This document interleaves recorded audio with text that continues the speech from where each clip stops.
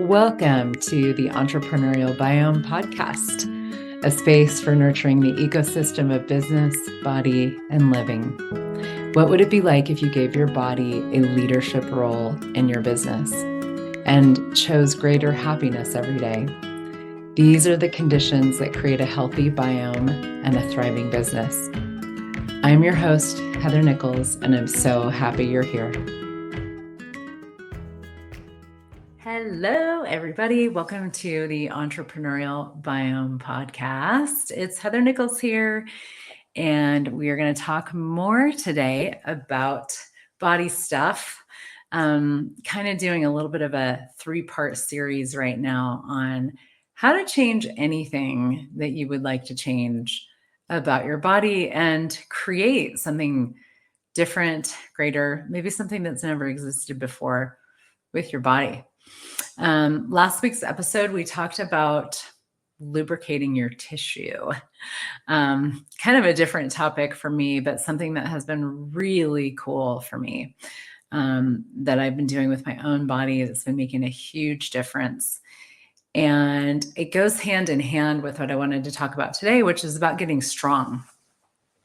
Kind of the three areas that I'm going to be playing with in this little kind of three-part little mini series is lubricating the tissue, getting strong, and the energetics of working with our bodies. So getting out of judgment of our bodies and changing things energetically, which is a huge part of having greater ease, changing things, having more greatness with our bodies. And I think this kind of like this trio has been really amazing for me in just really finding all of the different ways that I can play with my body. And of course, they're really infinite. But knowing that, we have to tend to how we think about our bodies, how we see our bodies, what we think is possible, what we think is not possible, how we be with them, how we relate to them, what we like the judgments that we have of how our bodies function and how they don't function and what we think they're capable of and all of those things. And even just seeing our bodies as a conscious organism, that is a huge piece, because then we can actually really start to listen to them in a different way. And then really working with the physicality, the tissue, the muscles, the fascia, getting strong, and allowing the tissue to support all of that.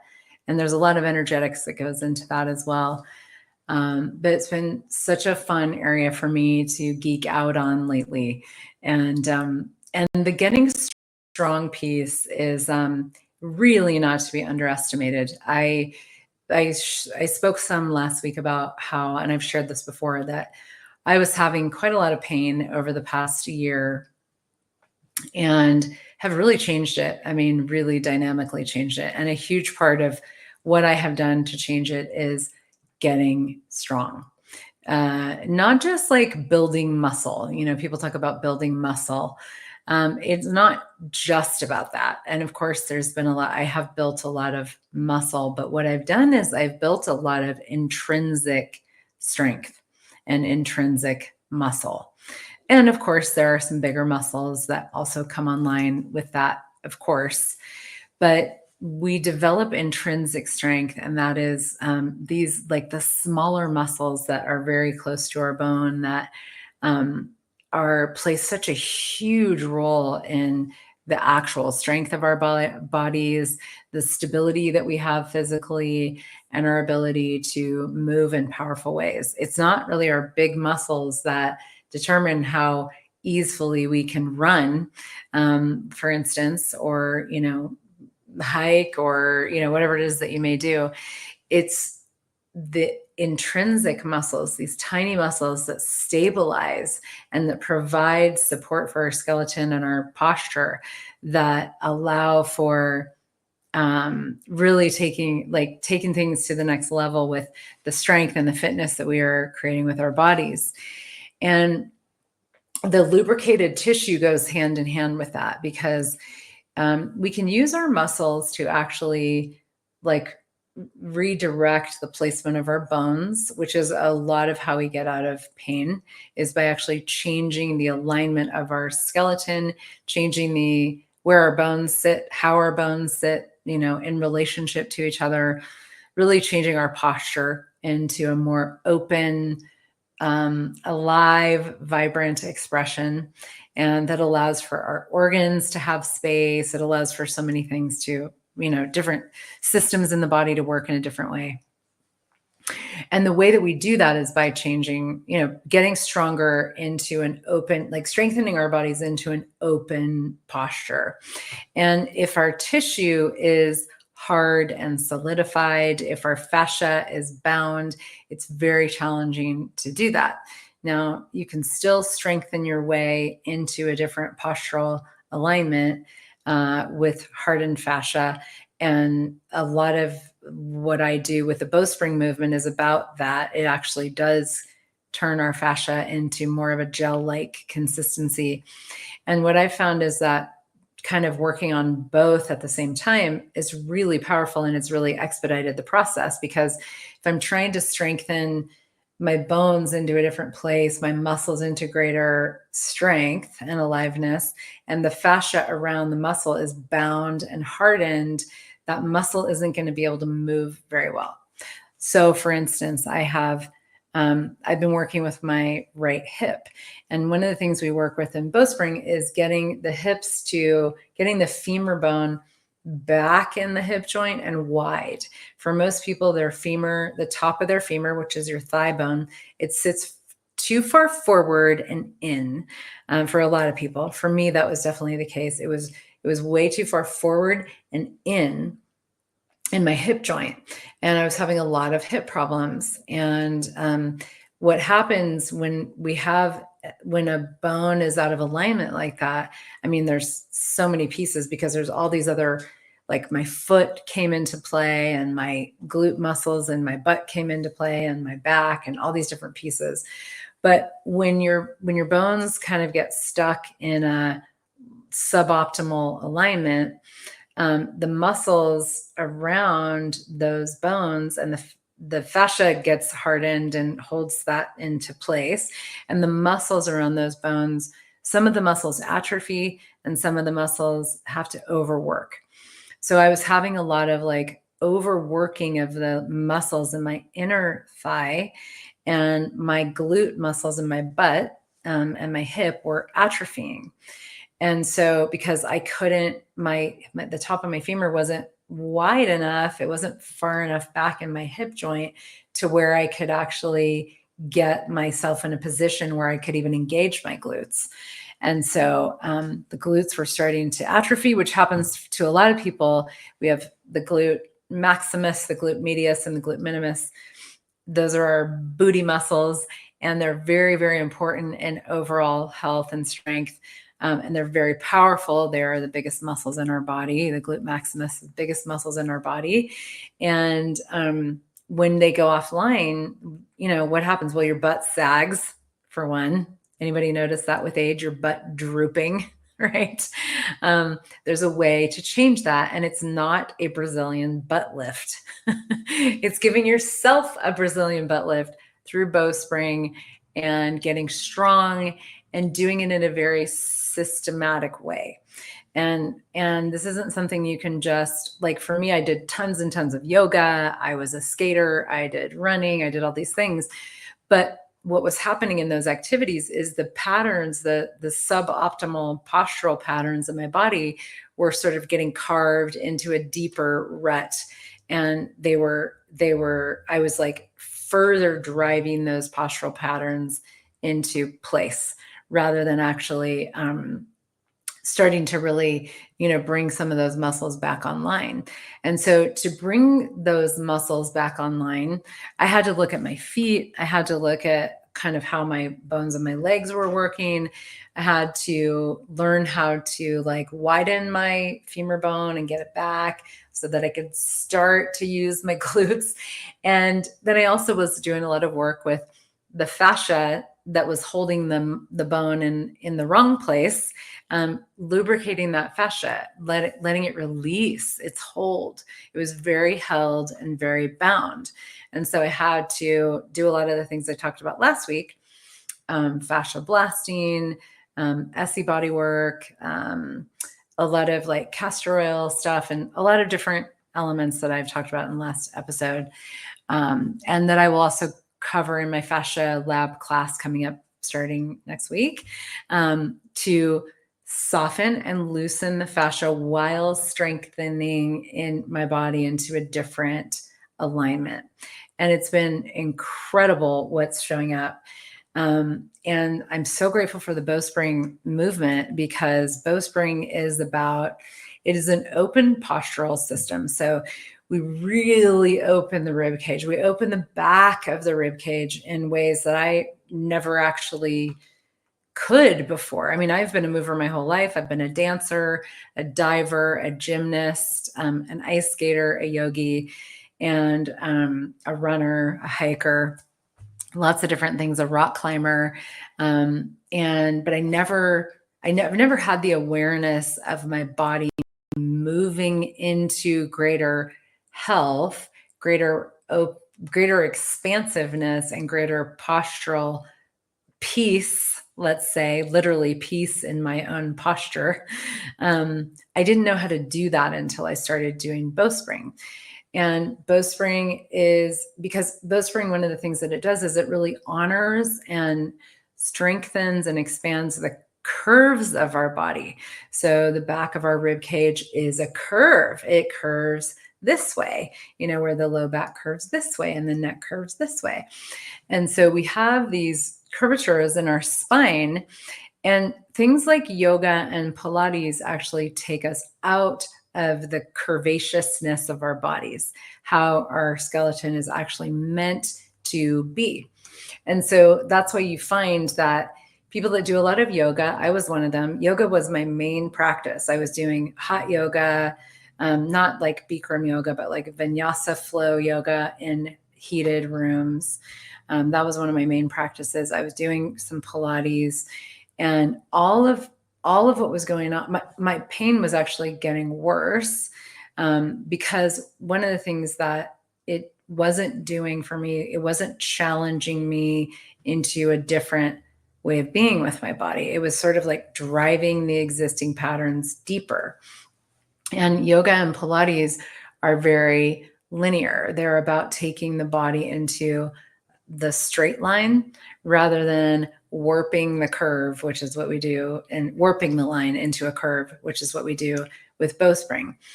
And there isn't an acknowledgement of the natural curves of the body and the spine, the hollows of our body, our armpits, our groin, the backs of our knees, the insides of our elbows. We have all these hollows in our body that are there for a reason.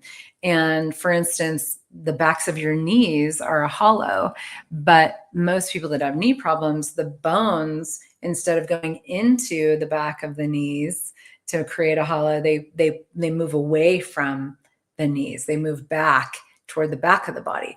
You want the bones that go into your knees to move forward. So the bottom of your femur and the tops of your lower leg bones. I'm not going to do a whole anatomy lesson here, but one of the things about all of this that's been so helpful for me is to learn about anatomy and to learn my own anatomy and to experience it. To me, it wasn't about learning anatomy so that my body could be like an ideal. But Bowspring anatomy is very different because it so honors and acknowledges where our bones desire to actually be, how they feel at home. And I've experienced in my own body when my bones go home to where they belong.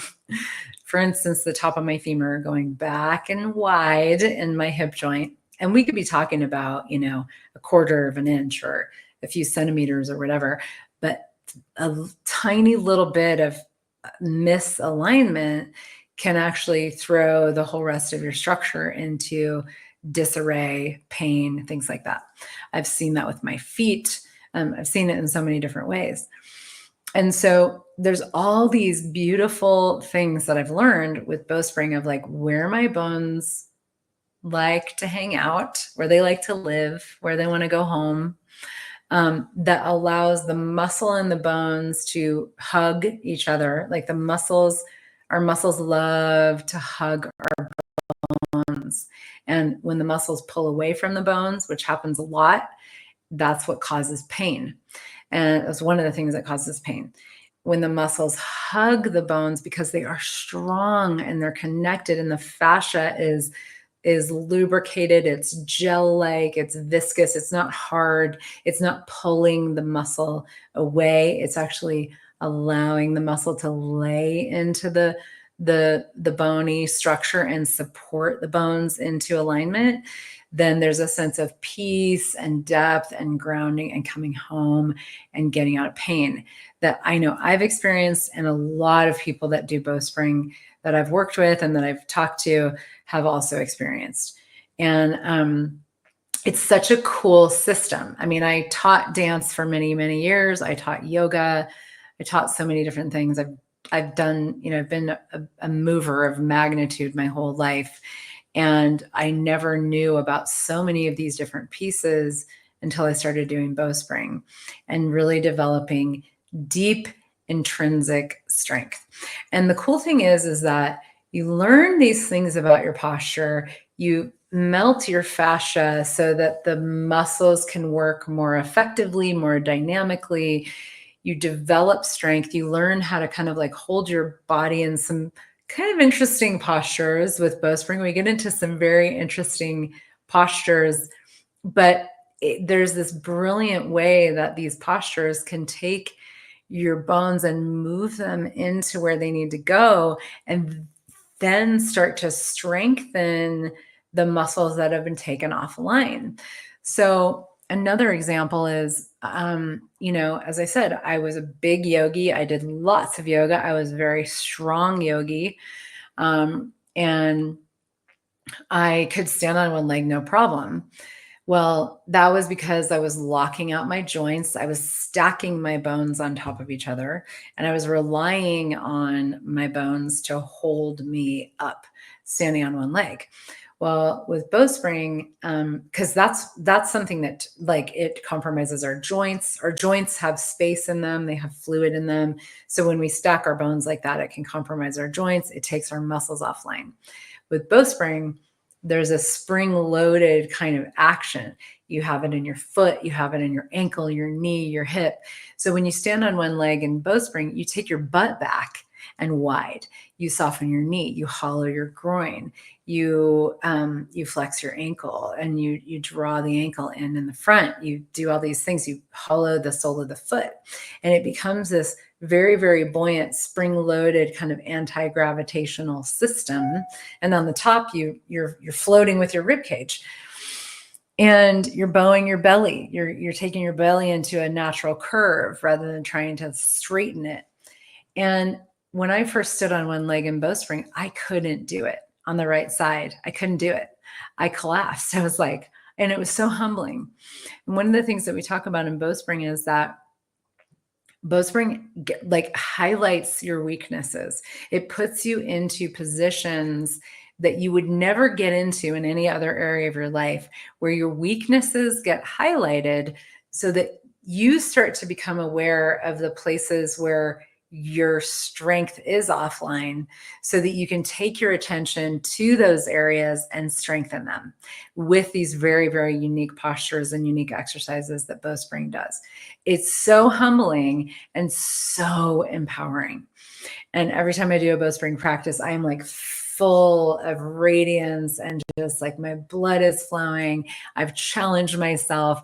I feel stronger. Even after a half an hour of Bowspring, I feel so much stronger. You could even do 10 minutes of it and feel different afterwards, because it's about bringing everything online in a uniform way in your body, establishing uniform tone and providing directionality for your bones and for your tissue that opens it up and allows you to have this sense of literally floating upon the earth. So when you walk, you start to glide, your rib cage floats. There's a buoyancy, there's an anti-gravitational sensation in how you move.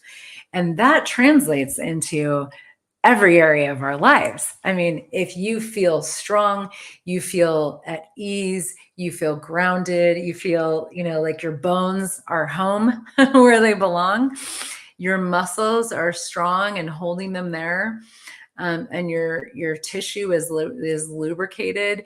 I can't even put into words the sensation of that, because it's so empowering and so enlivening, and so, like, it just makes my whole day becomes greater when I do Bowspring. It makes me want to just like create, and makes me truly feel like I can do anything, I can accomplish anything. And so there's a very somatic aspect to the Bowspring practice that I've done so many somatic things in my life. I've done, I was a somatic therapist. I've done so many different modalities, movement forms, and all of that. And I've never had the somatic experience of deep strength, power, empowerment that I have from doing the Bowspring practice. It's changing my whole body. One of the things we also talk about with Bowspring is that you are both the sculptor and the sculpture with Bowspring. So you learn about how your bones are kind of at their happiest. You learn both through learning the Bowspring posture and alignment, but you also study it. You take it into your own body and study it. And to me, that's a really important part of this practice, because this isn't about me telling you this is how your body wants to be. No, you get to explore with new information that gives you new awareness of what's true for your body and how do things work. And that's been a really incredible journey for me. But as you do, you start to learn, wow, I never even thought about, for me, like, I never thought about taking the top of my femur back and wide, and I've done, as I said, so many things. Nobody ever talked to me about that, and what that does to my groin, what that does to my digestive system, because it opens up my belly, my belly gets to curve more. There's all this ripple effect up and down the body that occurs when you have that going on. And it was like a universe that I didn't know about. So I started to learn about this universe and start to apply it to my body and explore it in my body, and start to have this incredible sense of connectedness and like really, really being empowered to work with my own body as the sculptor, who is sculpting the sculpture of my body. And between that, like the strengthening into a new reality and the working with the fascia and lubricating the fascia so that it can let go as I strengthen into a new reality, it has been incredible. And my body is changing so much. I have a lot more muscle. I'm curvier than I used to be. I use my body in a different way. I move my body in a different way. So even when I go for a hike or a run, I'm moving with that awareness of the Bowspring expansiveness, the openness. And, one of the things also that we play with a lot in this practice is of dynamic strengthening of the back body into its curvaceousness, so that the front of the body can open. And so many of us spend our lives texting and computering and hunched over, closing the front of our bodies down and hyperextending the backs of our bodies. We disengage the strength that's available to us with a powerful back that opens your front. And your front becomes strong too in an open way. Neck pain goes away. Digestive issues go away. Back pain goes away, leg pain goes away, all kinds of different things go away. I've had a lot of stuff with my hands from all the computering and stuff. That changes every time I do Bowspring. Like there's, we hollow the palm, we hollow the center of our palms and engage our hands into an openness rather than this kind of an action, if you're looking on the video, I'm like contracting the top of my hand. Well, the tops of our hands want to be smooth and rounded and open, not from a stretching perspective, but actually because the inside of our palm is engaged. Same with our feet.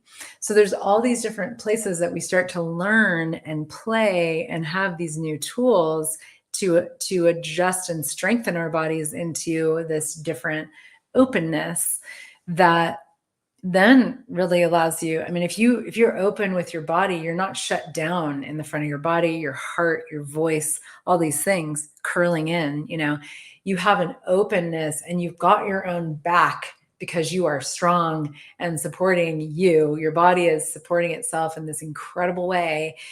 You show up in the world in such a different way.